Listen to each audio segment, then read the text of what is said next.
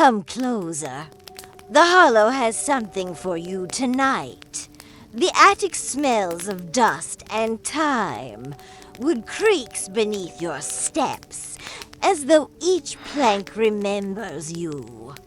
At the far end, against the slanted wall, a tall, narrow clock leans, its pendulum. Still, its face frozen at an hour you do not recognize. And yet, when you lay your hand against its surface, you feel warmth. A slow, steady warmth, as though something inside is waiting. If your breath slows and the dark feels safe, follow my voice and subscribe if you want to hear what the shadows will tell. Next time, tell me, what time is it where you are now? And what city, what country is listening to? Me in the dark, now dim the lights. Perhaps light a candle and drift with me into the story. The clock is taller than you remember. If you truly remember it at all, its wood is blackened by age, its carvings curling like sleeping roots. The glass door is clouded with a soft film. But you can see the pendulum, a brass disc, suspended mid-dash swing dot. It does not move. And yet, in the corner of your hearing, you think you catch the faintest tick. Tick, tick, like the echo of a memory trying to find its way back to you. You lean closer, breath misting the glass. Your reflection looks pale, tilted strangely, as if the angle belongs to someone else's gaze. The warmth beneath your palm deepens. Not heat. No, something slower, heavier, a pulse. The air in the attic tastes dry, like paper left in a locked drawer for decades. But beneath it, there's another scent, faint, sweet, like the ghost of candle wax. Your eyes drift upward to the face of the clock. Roman numerals stare down, and the hands point to a time that doesn't exist. The minute hand rests between numbers, as if caught mid-decision. The hand lingers on a numeral that is not part of the dial at all, a 13th hour. And then you hear it, a sigh, low, long, the sound of a weight settling dot. It does not come from the clock. It comes from the air around you. You pull back, but the clock pulls at you in another way, not with force, but with a sense that if you open its door, you will see something you once placed inside. A memory, or an object, or both. You curl your fingers around the latch. The metal is warm, as though touched only moments ago. The latch resists, then yields dot inside. You find no pendulum. Only an empty cavity, lined with something blacker than shadow. And deep in that black, a folded scrap of paper dot. It is brittle when you touch it, but the ink is not faded. A single line, written in a hand you cannot deny is yours. Do not let it turn again. You read it twice. And then, from somewhere behind you in the attic, comes the sound of a chain sliding against wood. You turn toward the sound of the chain. The attic holds its breath with you. Dust hovers like a small constellation, turning slowly in the slanted light.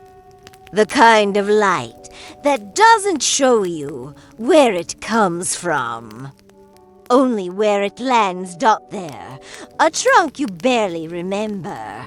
Dark wood, banded with iron, a padlock hanging from a ring like a tongue of rust. The padlock is open, its shank gleaming faintly, as though someone just now brushed it with a thumb. You kneel. The lid creaks, a soft animal sound, as if the trunk has been sleeping. Inside. Brittle lace, a veil that was never worn, a loop of dried heather tied with black thread, a single pewter button shaped like a crescent moon. And under it all, papers. Letters tied with ribbon. The ribbon is blue, but not the blue you know. It is the blue that older moons remember. You lift the bundle.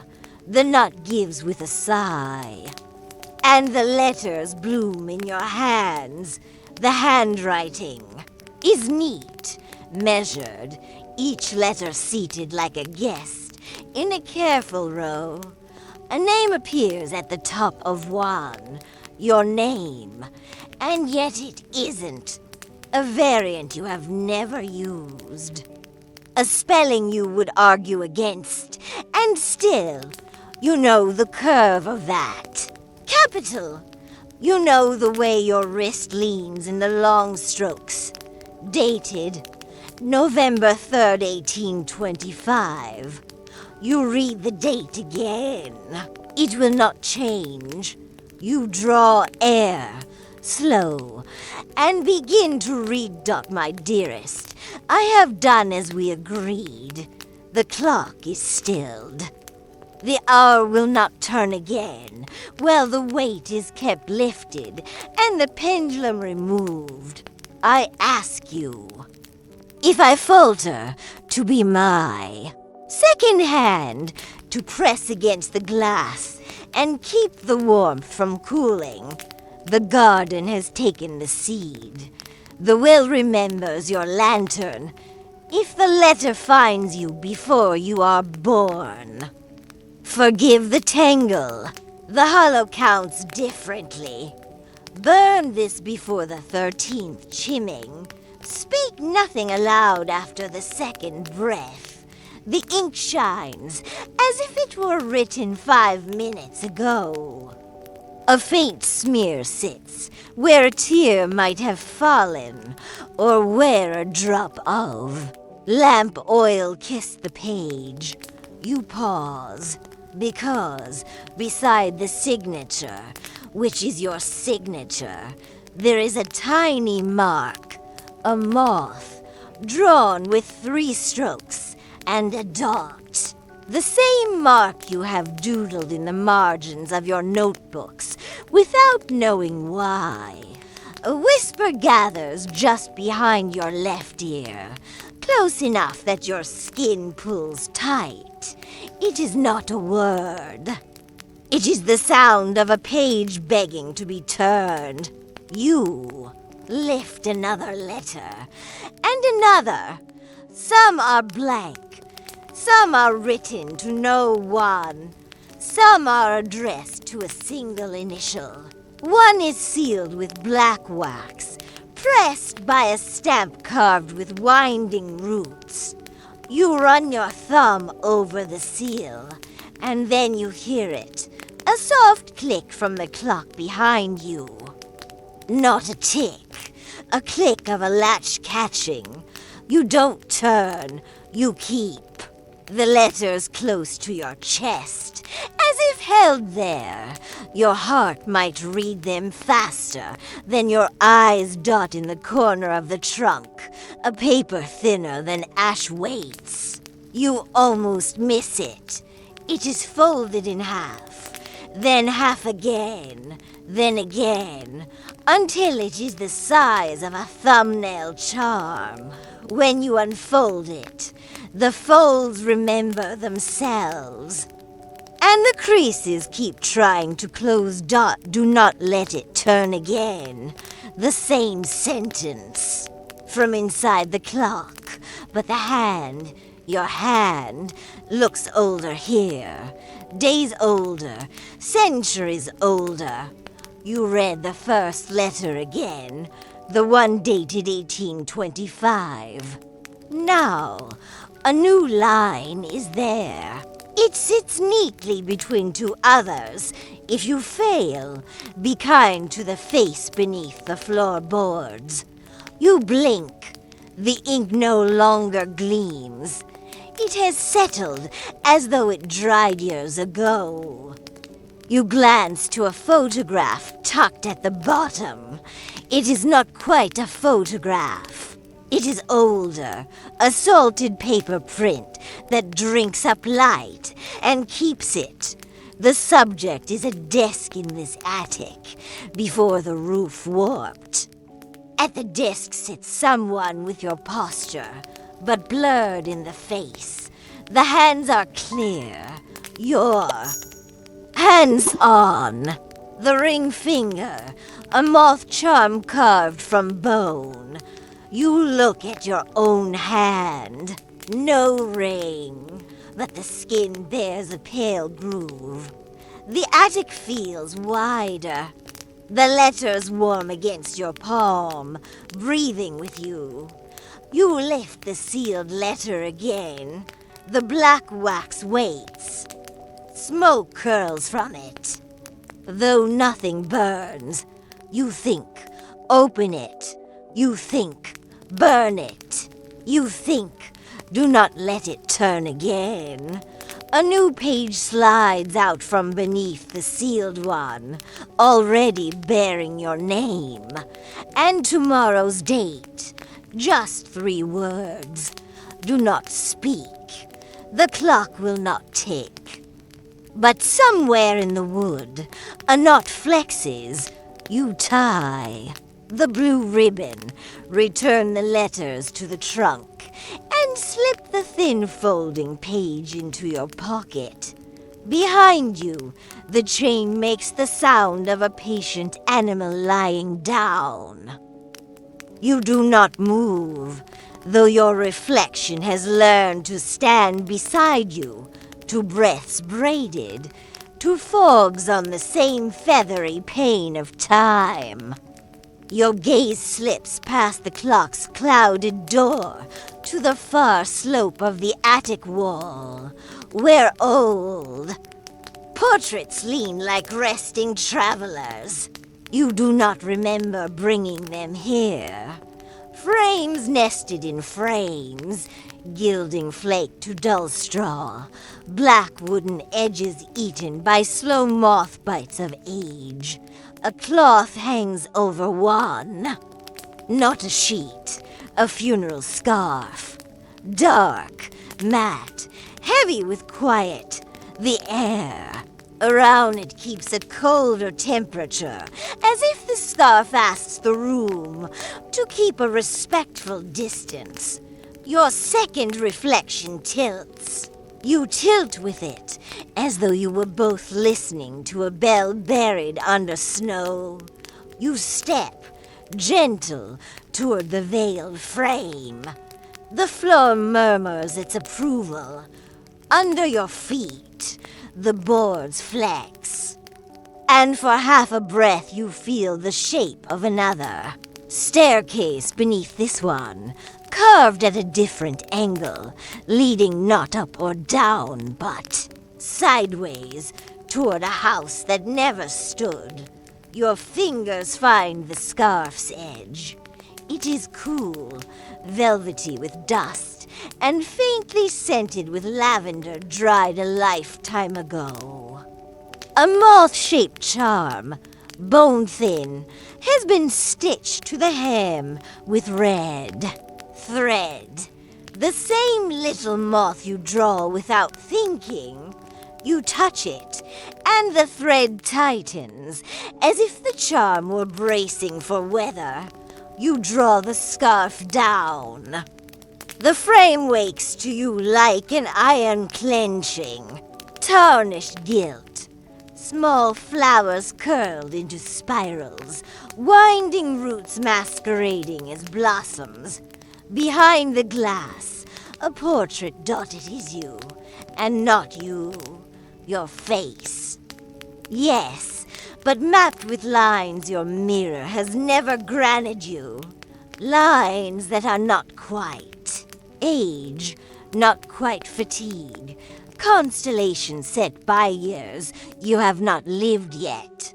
Your hair is braided back in a manner older than fashion, bound with a narrow ribbon, the color old moons know. Around your throat, a thread. From it hangs a carved bone moth. The painter, whoever they were, has done a tender thing with the eyes. They hold light like a promise, not to be loud. They look just past you, as if watching a lantern come up the path behind your shoulder. You lean closer. Your breath feathers the glass. The portrait skin is glossed by time, softened by a haze, a varnish that has learned the attic's patience. You notice a faint penciled note in the lower corner, nearly swallowed by the gilt lip of the frame.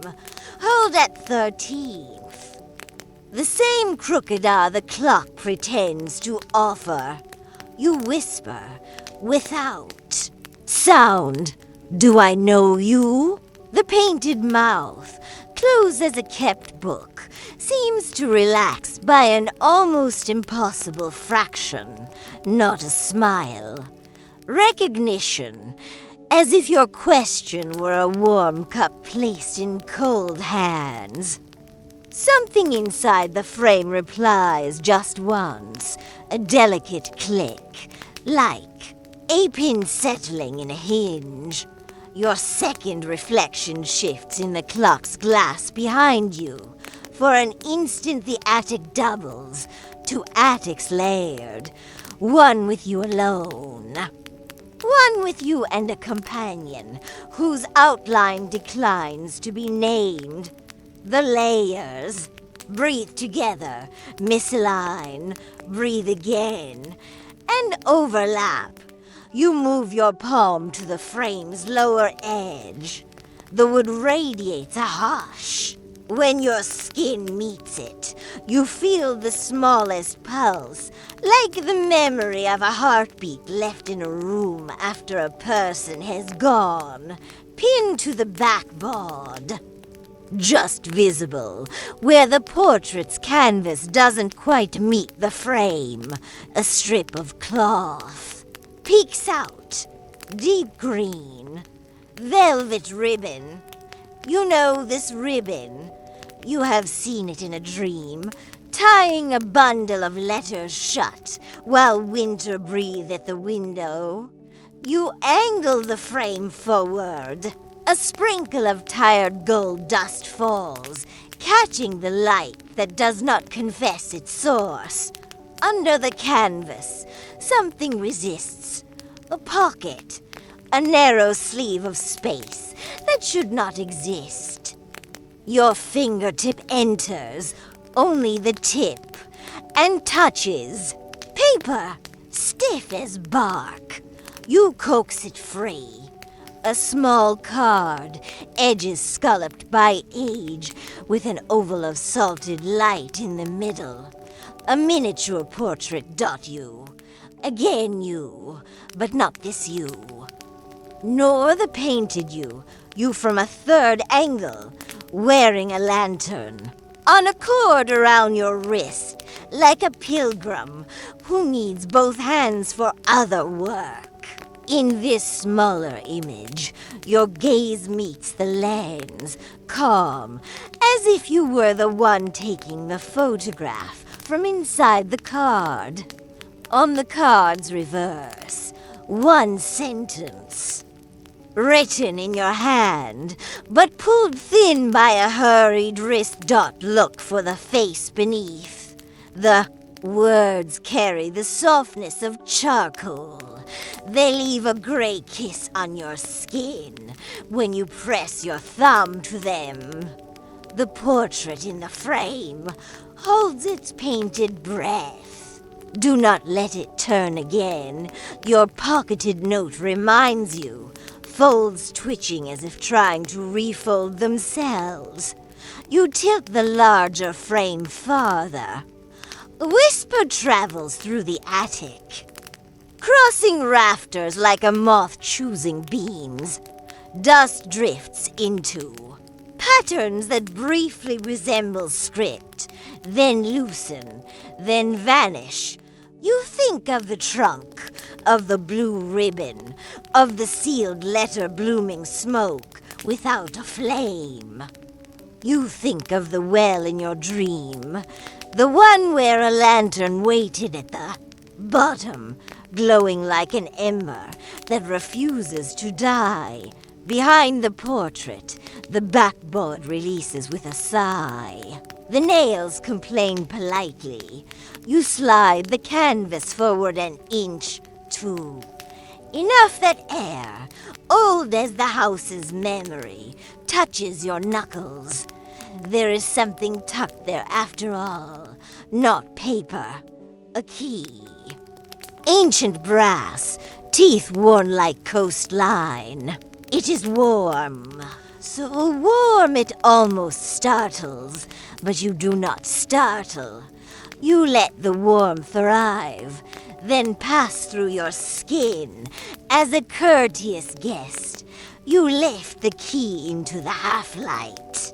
It hums, a sound too low to be a sound, more like the suggestion of sound. On its bow, someone has scratched a sigil, winding roots around a tiny moth. The same joint mark pressed into the black wax. You didn't break. You know at once. This key will not open anything you can name. Not a door, not a chest, not a box. It will open a moment, a turning. The kind a clock might make if it dared to keep the hours. The hollow counts dot your second reflection stands at your shoulder. You feel the cool of it. Not cold exactly, but like shade. Shade that would tuck you in if it had hands dot in the portrait. The painted you lets the jaw soften further, the way one does when they put down a heavy cup. The eyes, still not looking at you, still watching that lantern arriving by your shoulder. Take on a sheen, as if a tear almost happened a century ago and never got the chance to fall. Do you remember? You ask, breathless to yourself, and to the youths that are not quite here. The attic answers by adjusting the angle of its beams. For one heartbeat, the window straightens. For the next, it slants again, as though it cannot decide which past is. Most polite dot you seat the canvas back into its cradle, gentle as easing a sleeping child onto a pillow. You slide the backboard in place, glide your fingers over the gilt blooms that are also roots, and lay the funeral scarf on the frame once more. The bone moth at the hem kisses the corner, with a sound only closeness hears. The key rests in your palm, a warm coin from a country that never minted it. You slip it into your pocket with a thin, folding note. A pairing. You feel them agree when you turn toward the clock. The cloudy glass clears for a blink, only a blink. In that blink you see the pendulum, where there should be none, caught at the very top of its swing, as if time had climbed and was too shy to descend. Then the cloud returns, compassionate, as if to spare you the sight. Your second reflection is gone, Or perhaps it has moved somewhere just to the side of seeing. The air tastes like the ghost of candle wax again, and for a soft moment you smell lavender and soil, as if a garden remembered your shoes. You glance back at the veiled frame. The scarf does not move. The moth charm does. Barely their shift. Like breathing. You do not ask it for more. You allow it its privacy dot in the new quiet. You notice a different frame you had not seen. Small, oval, tarnished to the tenderness of pewter. It holds only glass. No photograph. No painting. When you lift it, your face arrives in it older by a few seconds than the you holding it. A harmless trick of mirrors. You think, and yet your reflection nods a little before you do, grateful. As if you had just decided something kind. You set the oval frame back, place your hand on the clock's pane, and feel the warmth that is not heat. The promise that something waits to be kept from turning. From somewhere beneath the floorboards, a soft voice that is not a voice gives a single, courteous knock. A reminder, not of fear, but of a living appointment you have not kept for 200 years. You inhale, and the attic inhales with you. Exhale, and even the frames exhale. Everything softer, everything listening. The door stands at the end of the attic hall, pink blistered in places, its color lost between gray and cream. You have passed it before, but never with the key in your pocket. You press your palm against the wood. It is cooler than the air. In the hall, the coolness feels aware of you. The latch releases with a muted click. The sound of something that hasn't been touched in decades, but still remembers how to open. The door gives way, not swinging wide, but easing inward just enough to breathe. And it does breathe. The air that spills out carries a faint scent of soil after rain, and something else, not floral, not sweet. The scent of a room left sealed until it dreams for itself. You step inside. The boards underfoot sigh softly, but the sound is not from your weight. It is from the room. EXHALING dot it exhales in a way you feel in your ribs. A slow expansion, a slow release. As if it had been holding its breath for you. Light comes from nowhere and everywhere at once. Enough to see shapes, but never edges. It touches the curve of a chair in the corner, the spine of a book left open on the floor, the droop of curtains along a wall that may not be a wall at all. You run your fingers along the curtain.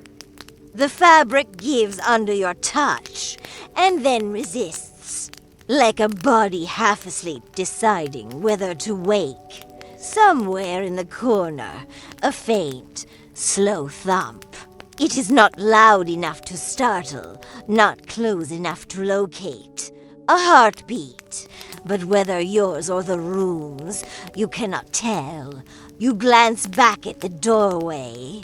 It is narrower than when you entered, though you do not remember it moving. The air warms slightly as you walk farther in.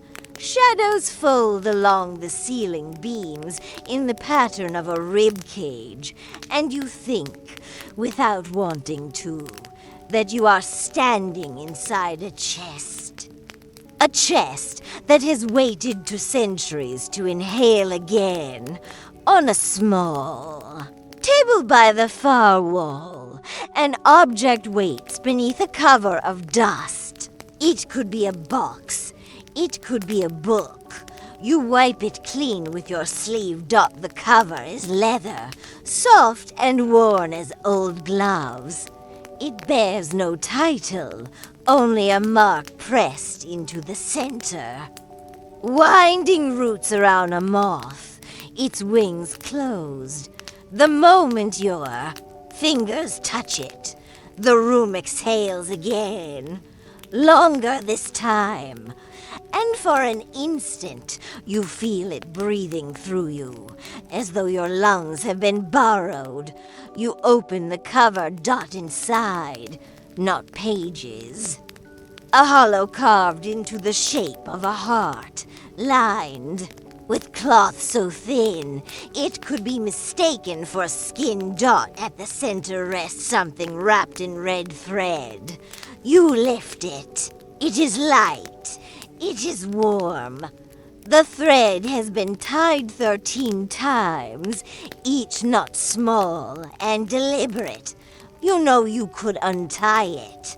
You also know that whatever it binds is bound for a reason. The air stirs behind you.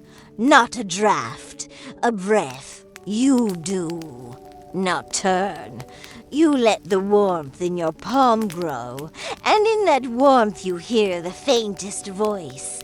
Not words, only the cadence of someone trying to remember how to speak.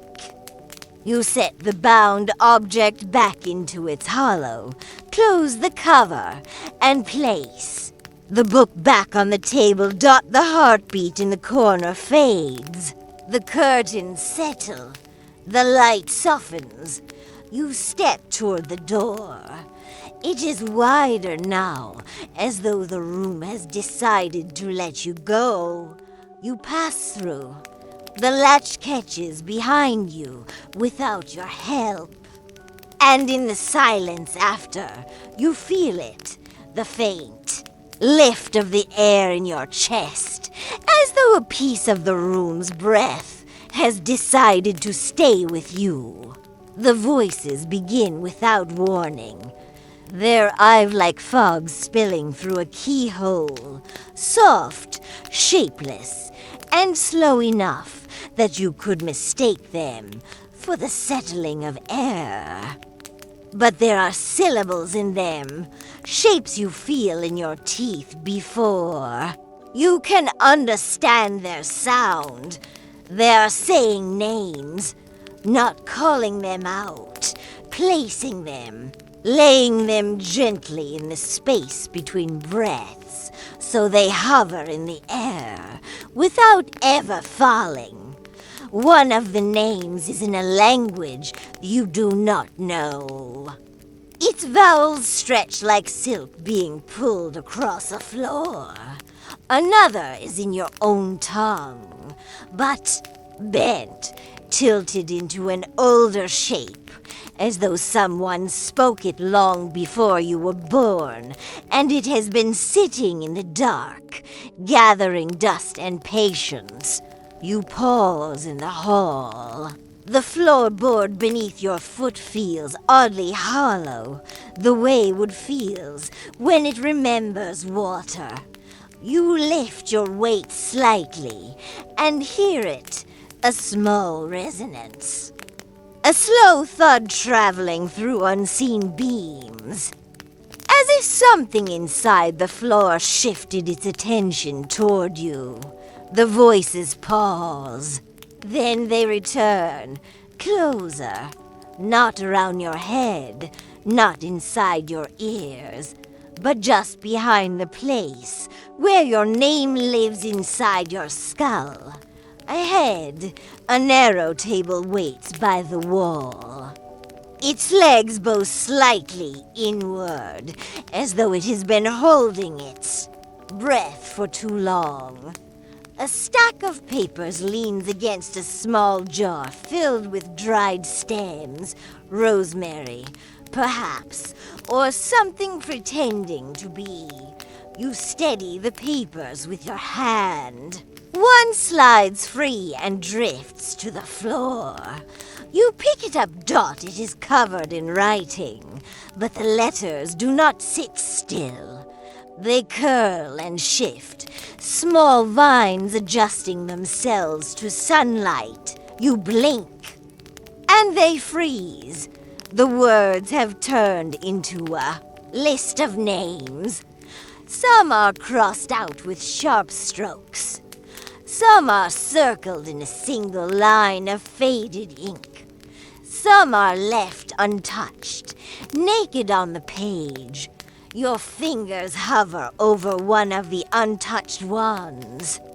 It feels familiar, not in the mind, but in the bones of your hand, as if the act of pointing to it completes an old gesture.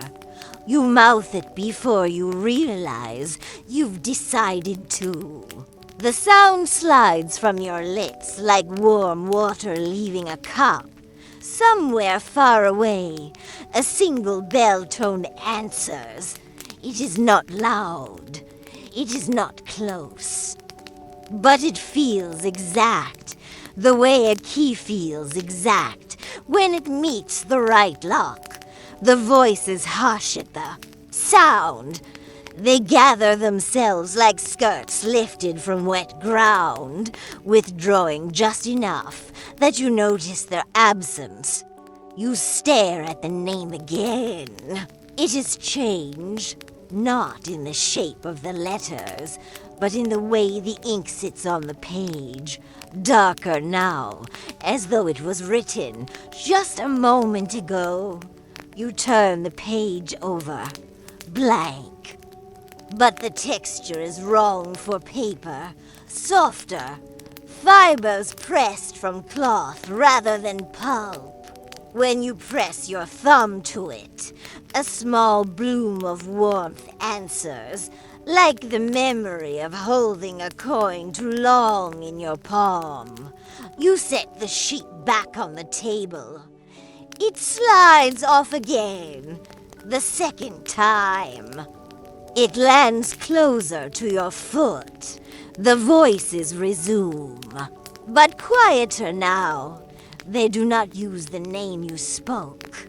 They speak others, layered and braided, each one carrying a different weight. You bend and gather the paper once more. This time, you notice a faint scent on it. Burnt rosemary, thread oil, and the metallic tang of ink that never dried. The list is longer than you thought. The bottom half is written in another hand. Sharper, more deliberate, with the careful ink thickness of someone trying to make their words survive centuries. One of these lower names feels heavier than the rest. You trace it with your fingertip, and your finger comes away gray, as if the name was written in ash. The hall tilts a fraction. Only you seem to notice. The floor beneath the hollow board creaks once, and then a second time, like a sleeper. Adjusting in bed. You move the papers back into a neat stack. The top sheet is no longer the list.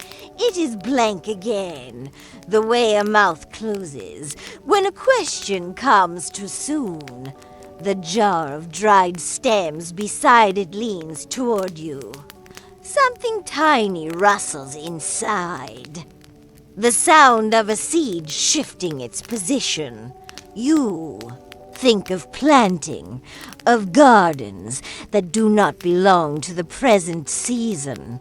A small whisper swells, almost a sigh, just behind your left ear. This time, it carries more than one name. They overlap like leaves pressed between old pages. They wait. You do not answer them. Not yet. You know now that a name spoken aloud is not easily taken back.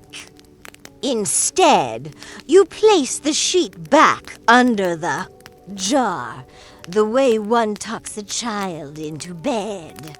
The paper settles. The voices drift away, as if carried down a long hallway made entirely of air. The hollow board beneath you exhales one last time. You step back, and as you do, something invisible steps away with you, matching your pace exactly, but refusing to let its shadow be seen. The path is not one you choose. It finds you, like water finding the seam in stone. Night air hushes the garden. The sound is not silence, but a deep, patient listening, the kind that leaves room for each step you take.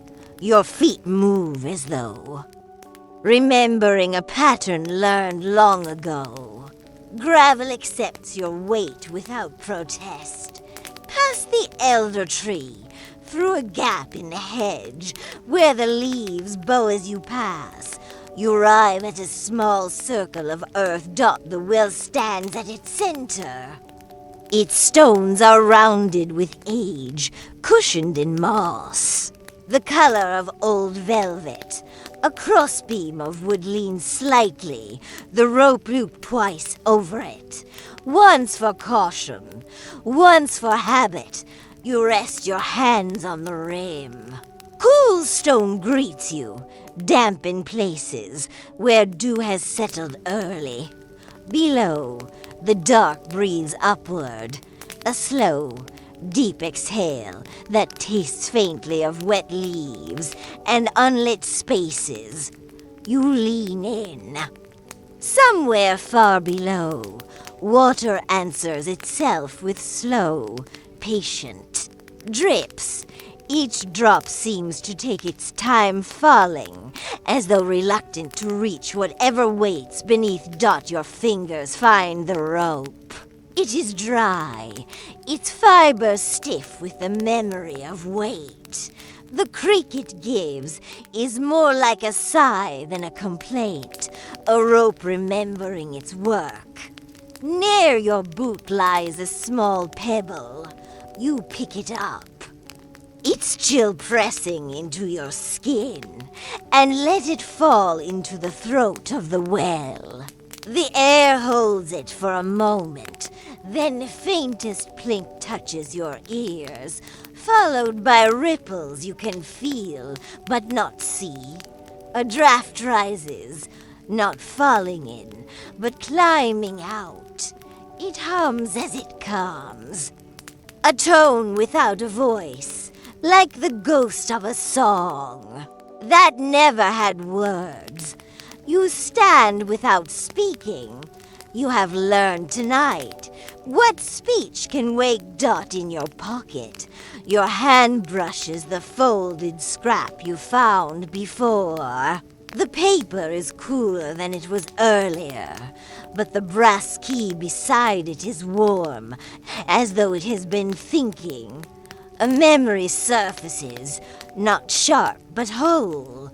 You as a child, leaning over this same well in a dream. A lantern glowed at the bottom then, steady, patient, waiting for you to remember it when you were older. Your grip on the rope tightens. You lower it hand over hand, though no bucket waits at its end. Still, the rope descends, finding its own pace. When it stops, it is not from a knot or a snag. It is a choice. The garden holds its breath with you. Crickets falter mid-song. The leaves above grow still. Far below, a flicker. At first, it is only a suggestion, like gold imagined behind closed eyes. Then it steadies, The measured glow of a lantern, shielded from the wind, it brightens in intervals, as if someone down there is walking toward the surface. Your fingers find the crank you did not see before. Its wood is worn smooth in the places where hands have known it for generations. You turn it slowly. The rope answers with its small, deliberate creak, lifting whatever it has decided to bring. Light climbs the stone walls in patient rings. The moss catches gold in its green. Shadows curl into themselves like sleeping moths. When the lantern reaches the rim, it taps the stone once, a greeting, not a demand. You lift it free. Its glass is warm. Inside, no flame, only a wick glowing as though lit by memory alone. It gives off no smoke, no soot. The warmth is steady, as though it belongs to you already. Scratched into the handle is your mark, roots curling around a moth with folded wings. Beside it, a small circle crossed by a single line, the mark for a well. You hold the lantern high. The garden shifts politely to make your way easier. The hedge parts a fraction wider.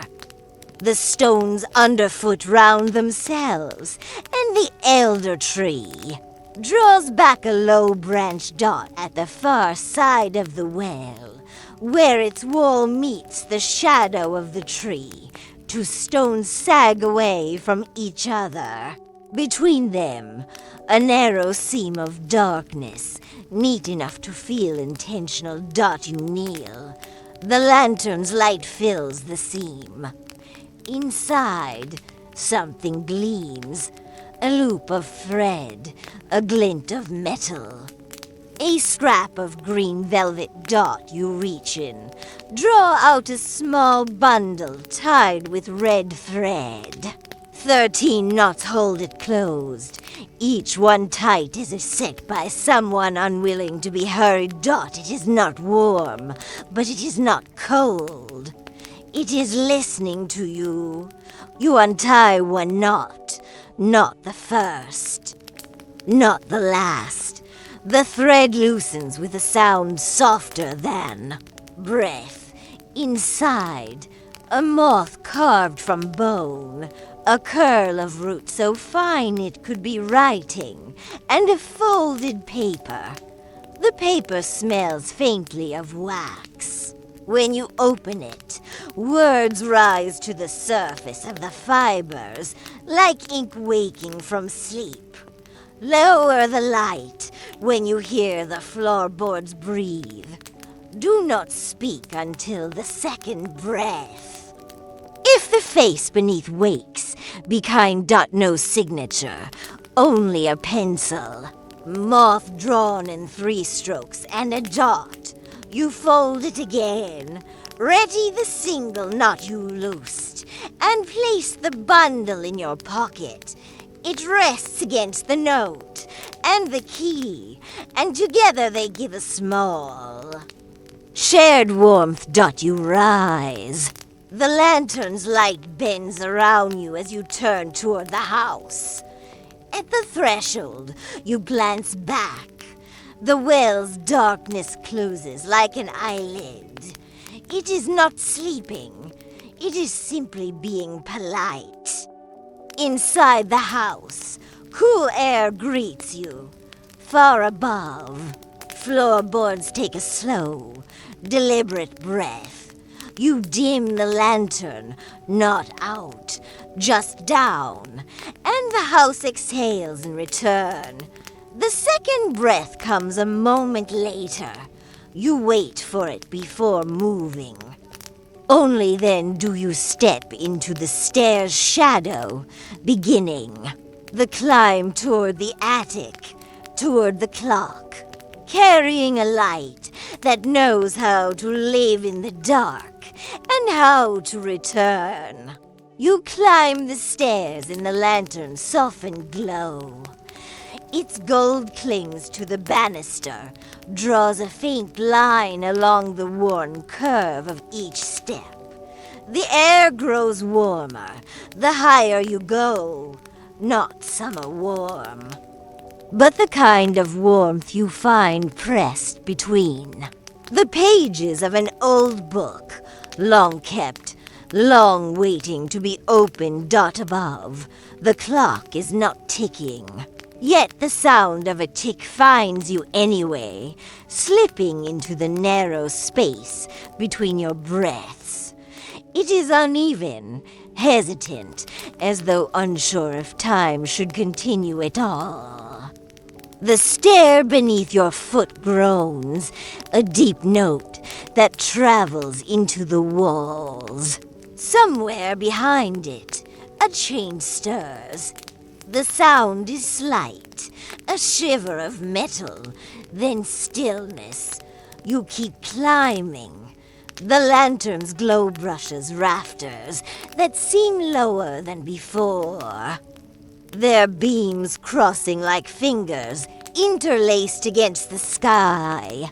A thin wind moves between them, carrying the faint scent of candle smoke and something older, sweet in a way that belongs to another century. Dot at the top. The attic waits with its door already open. The clock leans in its usual place, but the glass in its door is clearer now, as if it has been polished from the inside. You cross the floor. Your steps are soft, but the boards answer you with small, dry sighs, like a bed remembering a dream. The pendulum is still. Your reflection in the glass tilts again, not from the angle of the pane, but from the angle of the gaze that meets you. It is your face, but it is waiting for you to speak first. You don't. You let the silence hold you both. Then the glass hums, a thin, high tone, as if someone has run a fingertip along its surface. The pendulum shifts, not much. Just enough to catch the light from your lantern. You set the lantern down beside the clock. Its glow spills upward, curling over the face. The hands are where you left them. The hour on a number that does not exist. The minute resting between decisions. Your eyes trace the 13th numeral. It is not painted on. It is pressed into the wood, a shallow carving softened by time. A mark you might have made yourself, long before you knew what it meant. The tick comes again, stronger now. It is joined by a slow, low breath, close enough to feel, far enough to deny. You lift your hand to the latch. It is warm, but not from touch. It feels like the heat that lingers in a place after a voice has spoken. When the door opens, there is no pendulum, only the black interior. Its surface, darker than the unlit air around it. Inside, the hollow seems deeper than before. From its depths rises a faint sound, not ticking, not breathing, but a bell. One single tone, low and muffled, without echo. You lean in. The sound grows until it is not heard, but felt, pressing gently against your ribs, settling behind your eyes. The 13th numeral on the face seems to brighten, though the lantern's light hasn't moved. Your reflection in the glass does. It leans closer, matching the angle of your head, but its eyes remain fixed on the hollow inside the clock.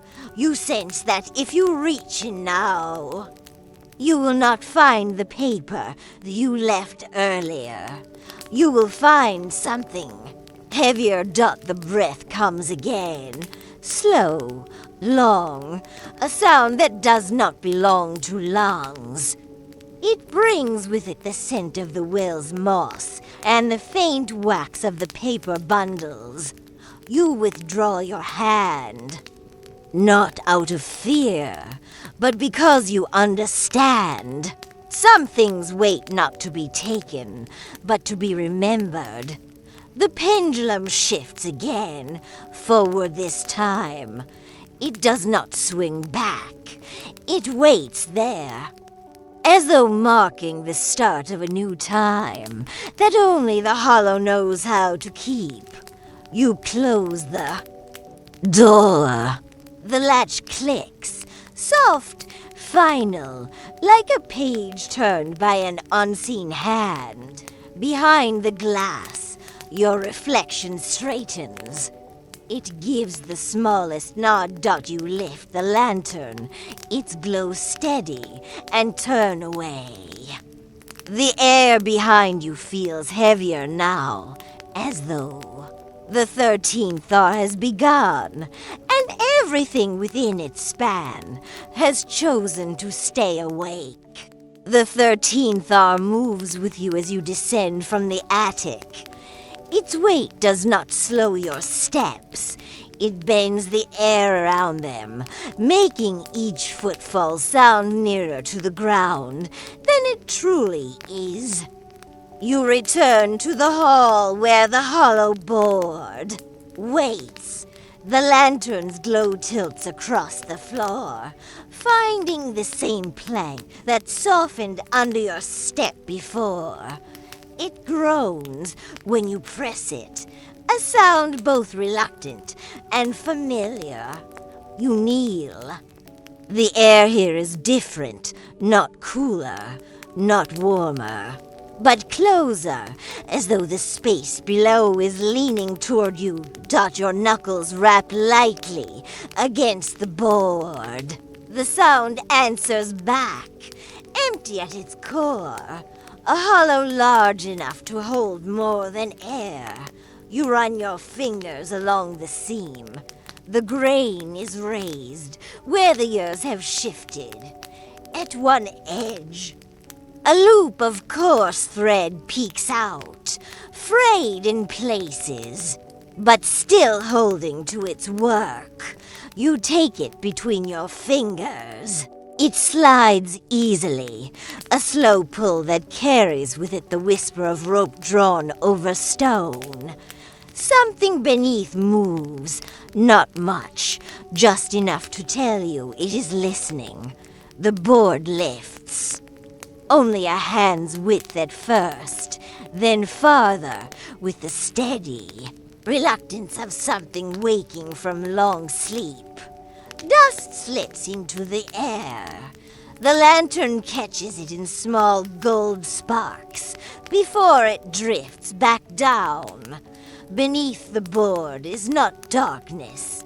It is a space, lined with planks set tighter than those above. A narrow ladder descends, its rungs worn smooth in the center, where hands and feet have polished them over decades. You lower the lantern. The light falls into the room below, a low chamber, its ceiling brushing the beams of the floor above. Its walls curved in a way that makes them feel closer than they are.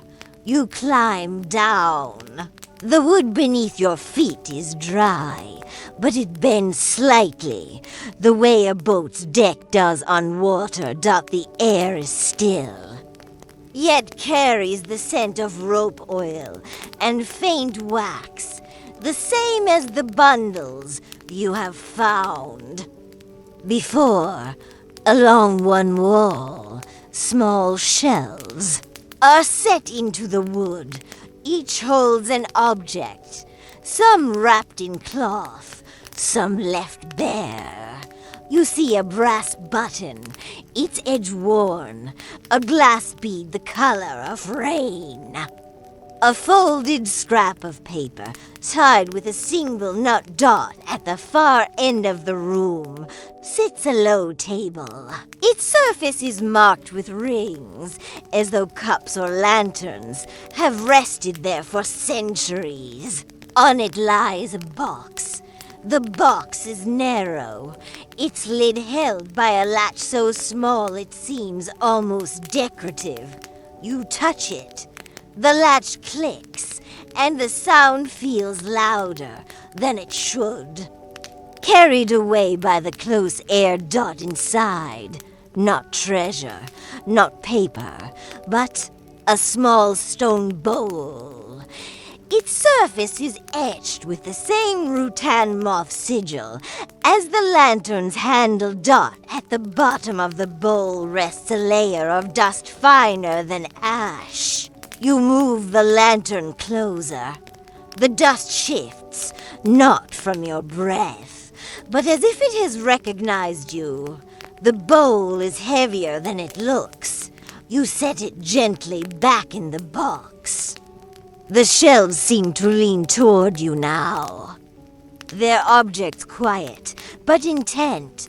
You lift the folded paper from one. It bears no seal, but when you touch it, a faint breath moves in the dark, close enough to brush the hair at your temple. You do not open it, not yet. It feels like a piece of the 13th hour. And you are not certain it belongs in the light, you. Replace it on the shelf. The breath recedes, sliding back into the wood. Before you climb out, you let your hand rest on the ladder's rung. The grain is smooth, the warmth of it almost like a held hand. You lift the lantern, and the shadows in the corners lean away, allowing you to pass without touching them. When you set the board back in place above, it fits without a sound, as though it had been waiting for you to return it exactly so. The hall receives you again, its air lighter, though the weight of the hour still travels in your pocket. The bell calls you before it speaks aloud. You feel it in the air first, like the way a cloud's shadow moves over the ground. Something within your chest seems to adjust to receive it.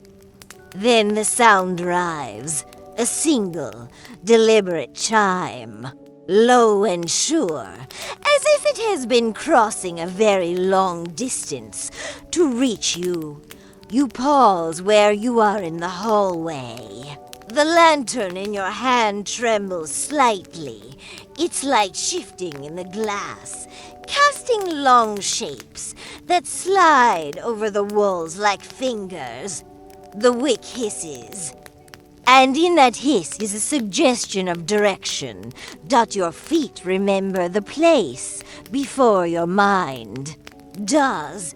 The hollow board waits under a pale beam of light. You kneel with care, pressing one palm to the grain. From below, something exhales. It is not the sigh of a person, nor the cold push of empty air. It is slower, heavier, drawn through. The seams as if the wood itself had lungs. You lift the board. It comes willingly now, without groan or drag, opening in the unhurried way of someone rising from a chair to greet you. The ladder is there, set at the same patient angle as before. Your lantern's glow slips ahead of you, finding the edges of the low chamber. You descend into air that is warmer than memory. It curls around you, bringing with it the faint, steady scent of wax and rope oil. The walls seem closer, not in threat, but in the manner of someone leaning in to listen. On the far side of the chamber, a hanging cloth waits. It is heavy. Its weave thick enough to mute the lantern's shine. Its color resists naming. Green. In one breath, gray in another. Like moss growing in a shadow that shifts through the day. You step toward it. There are no nails, no hooks. It hangs because something unseen chooses to keep it so. You reach for the edge. Your fingertips meet the weave.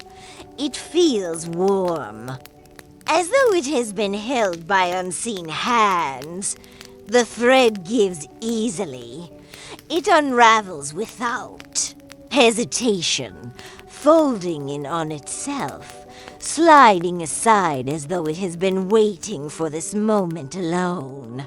Behind it, there is glass, not a mirror, not a window, a pane set deep in the wall's frame, its surface clearer than the air itself. Beyond it lies a shape. At first, you think it's still, but it is the kind of stillness that breathes when unobserved. A pale form begins to emerge from the dimness. The line of a brow, the bridge of a nose, lips drawn in a patient, resting shape. The skin looks like candle wax, left under moonlight, its color neither warm nor cold. There is no breath, until there is a thin fog. Blooms against the glass, brief and fragile, as though the other side has remembered you.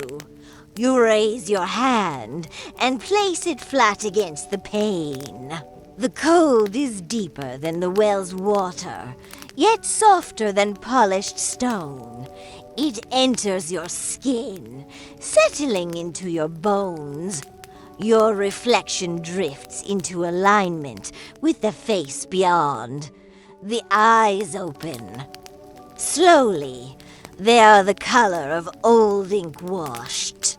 Once in rain, their gaze neither questioning nor welcoming, but acknowledging. Something passes between you, not an image, not a word, but the sense of a conversation long in progress. You have been here before, though not in this lifetime. The lips form a shape. No sound comes, but you know instantly the word is not meant for the open air. The face leans closer. The glass hums, low and resonant, threading into the center of you. The wall vibrates faintly, like would remembering the echo of a note it once held for centuries. It is not a demand. It is not a plea. It is an exchange. You lean forward until your breath touches the glass. The eyes close. The fog fades. The hum withdraws, leaving only the pain. Empty but watching. When you step back, you see only your own outline, blurred by the lantern's glow. You draw the cloth closed, folding it neatly, aligning its edge to the seam it knew before. The air behind it goes still, as though it has gone to sleep again. The ladder takes your weight without complaint. The board settles above you, and the hollow space seals in its own silence. The hall ahead feels different, longer, lighter. Something has been removed from you. But in its place rests a weight you cannot name. One you know you will carry back here again.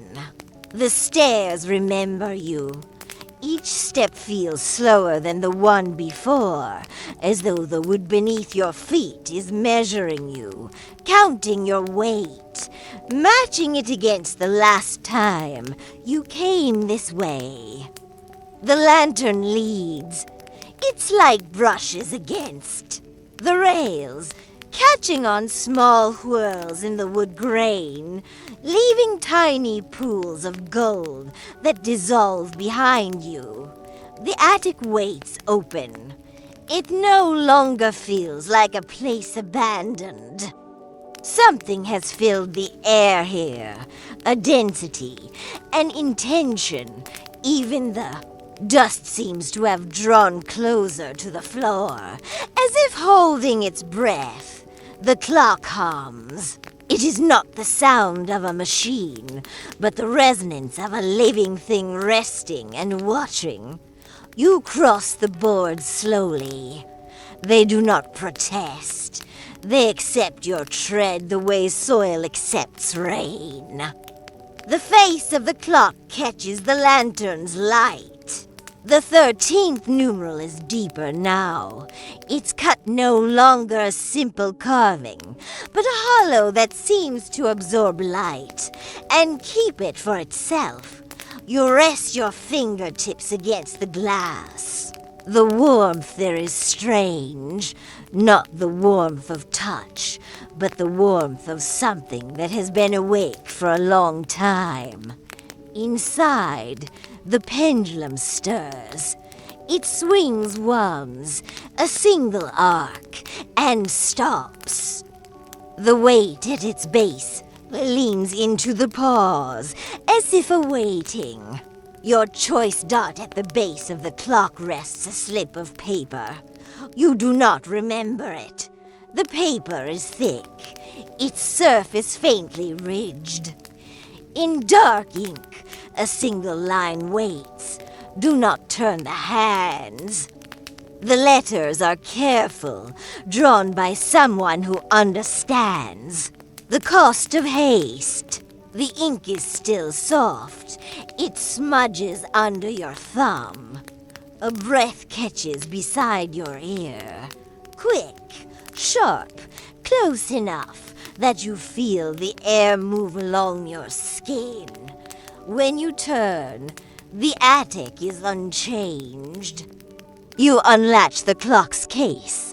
It opens smoothly, its hinges without sound. Inside is not darkness, but a deep gold light, slow and heavy, as if it were the final moment before rain begins. The hands of the clock remain where they were when you first saw them. Yet their stillness feels taut, like a bow drawn, but not released. You know, without knowing how you know, that to move them will begin something that has been waiting far longer than you have been Al. IVE. The chain inside murmurs once. The sound like metal remembering the weight it once carried. Your fingers hover over the hands. The air between them and your skin feels thicker, as if layered, like fabric folded many times. From within the case, a single knock comes. It is not loud, but it shapes the air. It tells you to decide, not now, but soon. You close the case slowly. The glass shows your reflection again, but it lags behind your movement. For a heartbeat, you see yourself still standing with your hand inside the case. Then the image fades until only the 13th numeral remains, dark and waiting. The chime comes low, deep. A single tone that feels as if it will last forever, even as it slips from hearing. It marks no hour you can name, but it settles into you like water sinking into earth. The lantern's light steadies. The hum within the clock softens, retreating into the wood. You step back. The attic's air feels lighter, but you know the clock will not sleep. It will wait, patient as stone. Until the moment you choose, or cannot help, to turn the hands. The air in the attic loosens around you, the way a room exhales when its door has been closed for too long. The lantern's glow clings to your fingertips, a little reluctant to leave, but ready to follow you into whatever shadows wait below. The stairs no longer seem to lean under your weight. They guide you down, each step carrying the hum of the clock farther away, until it becomes a memory, then less than that dot outside the attic door. The corridor feels different, not safer, not more dangerous. Simply changed, as though it too heard the chime and kept part of it. You move past the walls without touching them. The air brushes your sleeve, light as a fabric's whisper. It feels like being acknowledged, like a nod given by something you cannot name. Beyond the last turn, the light fades to a kind deep shadow. You let it settle over you, cool and still. There is no rush now, no urgency in your steps, only the sense that the hollow, in its endless patience, will remember the weight of your presence here. And when you return, because you will, it will open its rooms again. The tale has ended. Now sleep, if you can. I'll be just beyond the veil, listening.